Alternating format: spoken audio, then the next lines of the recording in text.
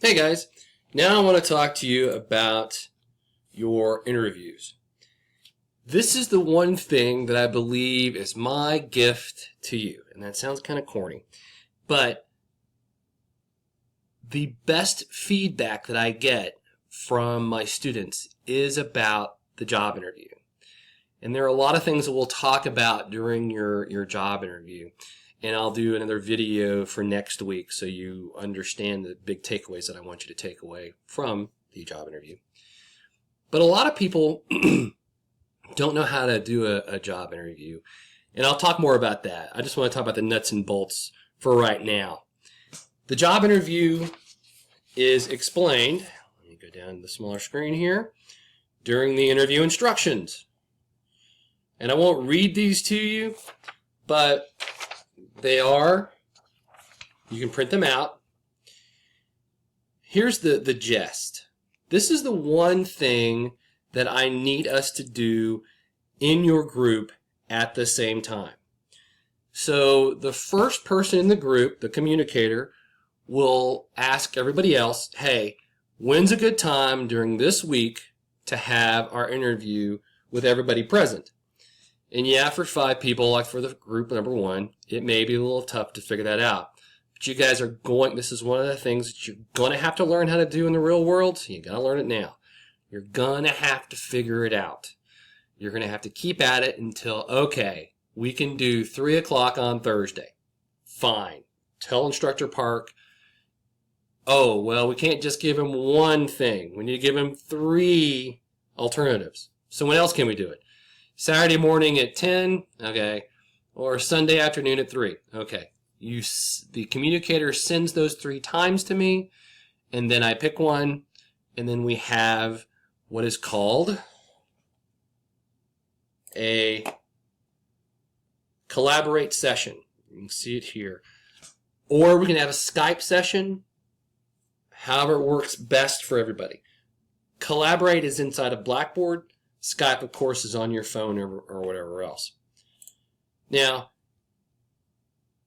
if you just can't make it work as a group, I will do groups of 2 or 3. I just don't want to have one person every hour for the week. That's just not going to work.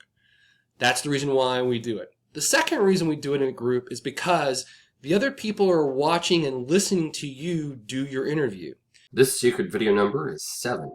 That's 7. Write it down. Trust me on this. It's worth the time. It'll be the best thing that you've probably ever done in a class because it's real world and you can use it. And I've hired about 100 people, so I've had some experience. Okay, so we'll get together in a group after I tell you, okay, I accept this time.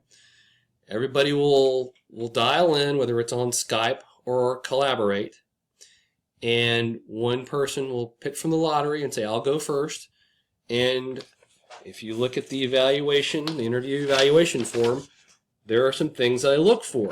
The first thing on the form is, give me your elevator speech.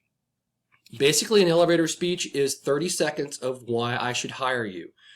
Most people are asked this question during an interview. So tell me about yourself. And most people bomb it. They say something to the tune of, well, I like to walk in the rain so people don't see me cry. That doesn't work in an interview. What you want to say is something to the tune of, and this is just off the top of my head, I've been a instructor for 10 years. 3 of those 10 years for TCC, I've been full-time as a chair for business and econ. It's my passion. That's what I enjoy.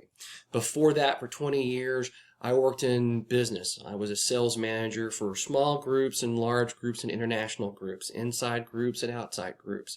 I was a salesperson for 5 years in Virginia, West Virginia, Tennessee. I've handled multi-million-dollar jobs and $10 jobs. I understand what makes a sales group work. And I understand what makes business work. And that's the reason why I'm passionate about teaching business and business communication. That's me in a nutshell. That's an elevator speech. And that's what you need to be able to say. Do you notice I use passion? Do you notice this is me?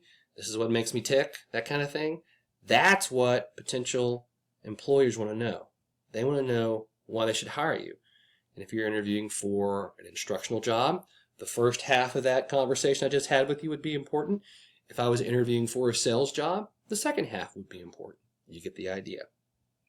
Invest time in your elevator speech. It is very important, and it's only 30 seconds. Use powerful words. I'm passionate about. This is what drives me. This is what I love. This is what makes me happy. This is what gets me up in the morning. Things like that. Very powerful. We'll talk more about that later.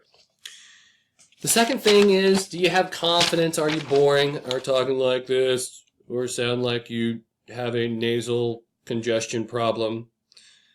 I'm going to ask some open-ended questions. And those open-ended questions really are questions that I'm asking you to tell me about yourself and how you handle situations. They're not yes and no. We'll talk more about that. But how you handle those questions are very, very important. Do you use positive words? Just like I just said, I'm excited, I'm proactive. What's your body language like? You can see me using my hands into the camera.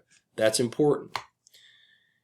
We're also going to talk about eye contact, which is always important. We're also going to talk about salary and a closing question. The salary question we'll talk more about. It's a different video. And the closing question is basically every interview stops with, so do you have any other questions? And I'm amazed about how many people go, oh no, that's it. I think I got it. I don't have any more questions. What a waste of time. What a waste of a perfect opportunity. Here's what you should say, and write this down for your interview when you have it. Here's what you should say. You can ask a question if you want, that's fine. But before you leave your interview, you should say something to the tune of, well, I appreciate your time. I don't have a question. But what I really want to do is let you know that I want to work for you. I want to work for the company. I believe this job is right up my alley, and I'm ready to start tomorrow. When can I start? You might not want to ask the when can I start part, but you probably do because that proves that you want the job and you're ready to start right then. Don't let that closing question go away. I'm also going to count your ums and your ahs, give you an overall evaluation, so on and so forth. On one thing I forgot to mention in the previous video about the chapter presentation is I'm easier on the people who start off than the people at the end of the class. So if you're in group number 1, you just show up breathing, you're going to be okay. If you put time and effort into it, not only are you going to be okay, you're going to be in that AB range. So it's going to be a lot easier for you because people are going to be learning from you than it is for the last group. The last group is really going to have to prove that they've watched other people's videos and are applying it to that interview. So keep that in mind, guys. You got to keep up and you got to watch the other videos to understand how important it is as we move forward in the class. Okay. That's more than enough time that I wanted to spend on this, but I believe you got the idea. This is important. I'm passionate about it, and it's something that you're going to take forward with you for the rest of your life. It's going to be very important. So hopefully you'll embrace it and be passionate about it when it's your turn to do your interview. Again, if you have any questions, send those to me, and I'll make another video to answer it or just answer you real quick. Thanks, guys, and I believe that's all the videos.